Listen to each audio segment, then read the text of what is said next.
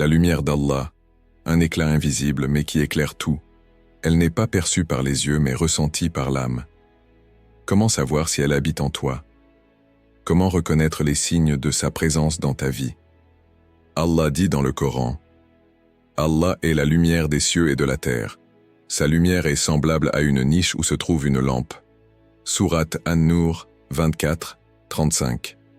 Aujourd'hui, nous allons explorer 7 signes qui montrent que la lumière d'Allah est en toi. Écoute attentivement. Peut-être découvriras-tu en toi une clarté que tu n'avais jamais remarquée. Ton cœur est attiré par la vérité et la sagesse. Il y a des âmes qui erraient sans but, happées par les illusions du monde, et d'autres qui, malgré les détours, reviennent toujours vers la vérité. Si ton cœur cherche inlassablement du sens, c'est qu'il est déjà sur un chemin béni.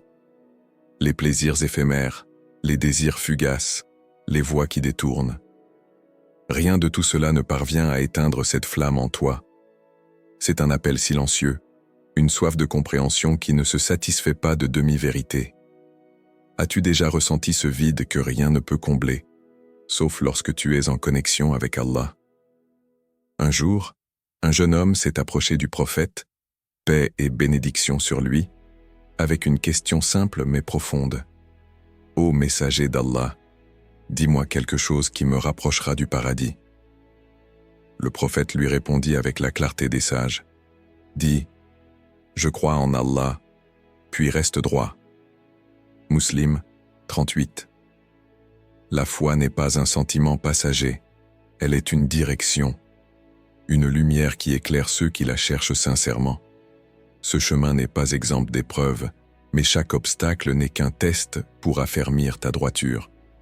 Ainsi, Allah nous rappelle dans le Coran, « Est-ce que celui dont Allah ouvre la poitrine à l'islam et qui détient ainsi une lumière venant de son Seigneur est semblable à celui qui a le cœur endurci ?»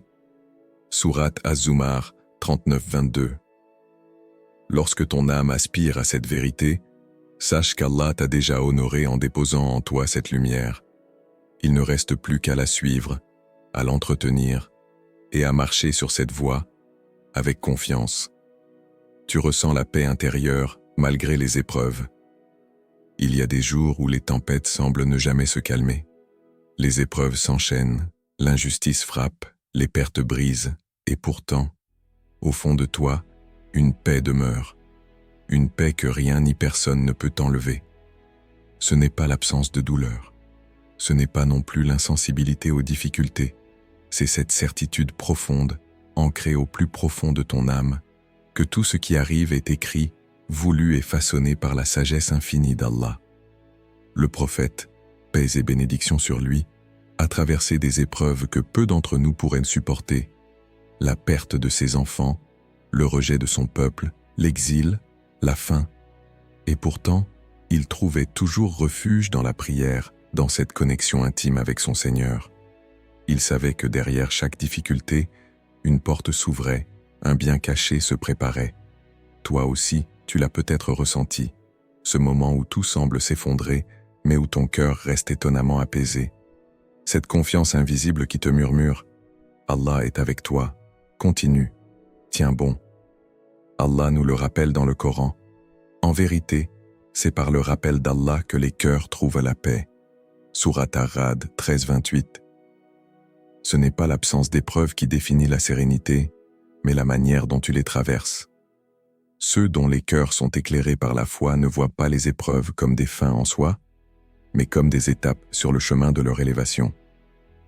Alors, si malgré tout, tu ressens cette paix intérieure, sache que c'est un signe qu'Allah veille sur toi, qu'il t'enveloppe de sa miséricorde, et que chaque douleur que tu endures est un pas vers une lumière encore plus grande.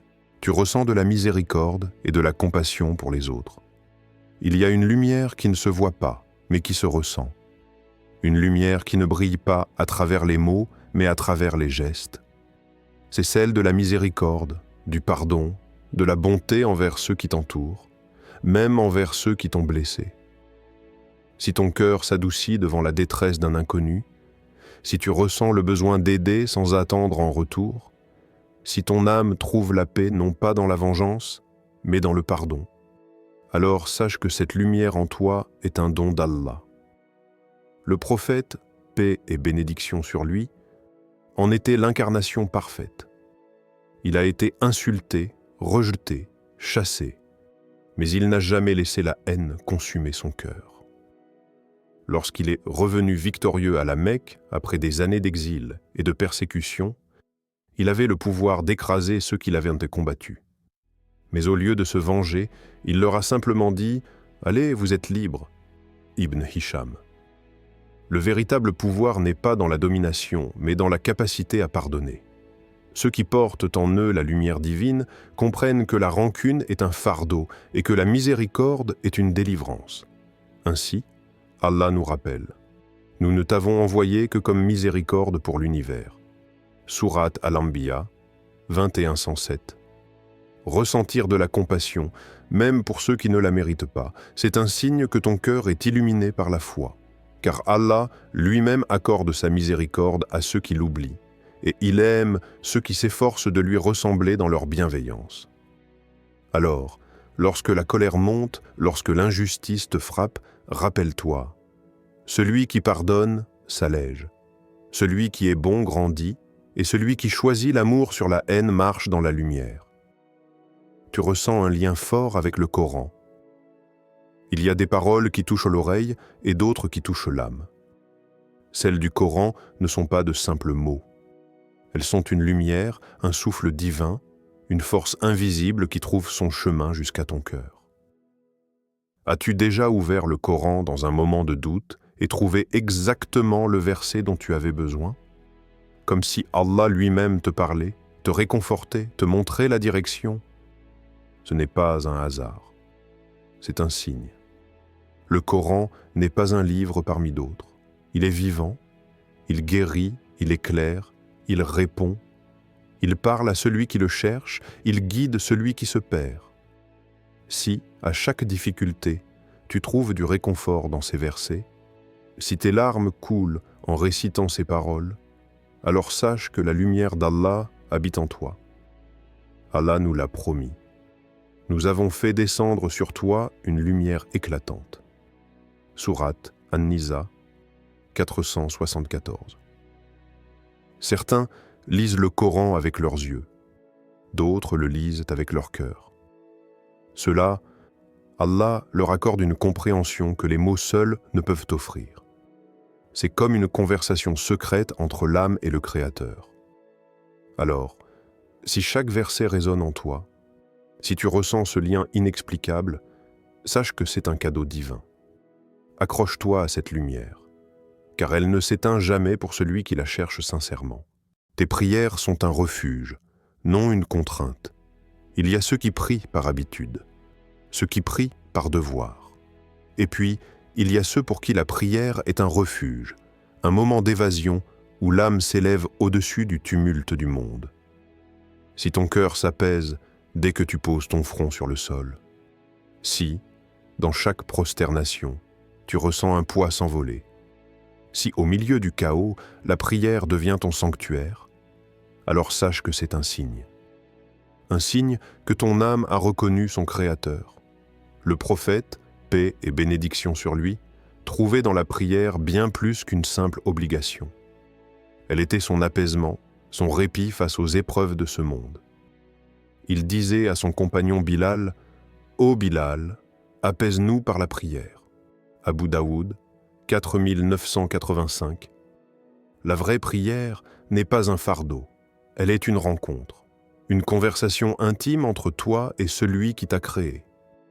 Elle est ce moment où l'univers s'efface, où il ne reste que toi et Allah. Allah accorde ce cadeau à ceux dont le cœur est illuminé par sa présence. Car prier, ce n'est pas seulement accomplir un rituel, c'est répondre à un appel, c'est retrouver ce que l'âme cherche depuis toujours.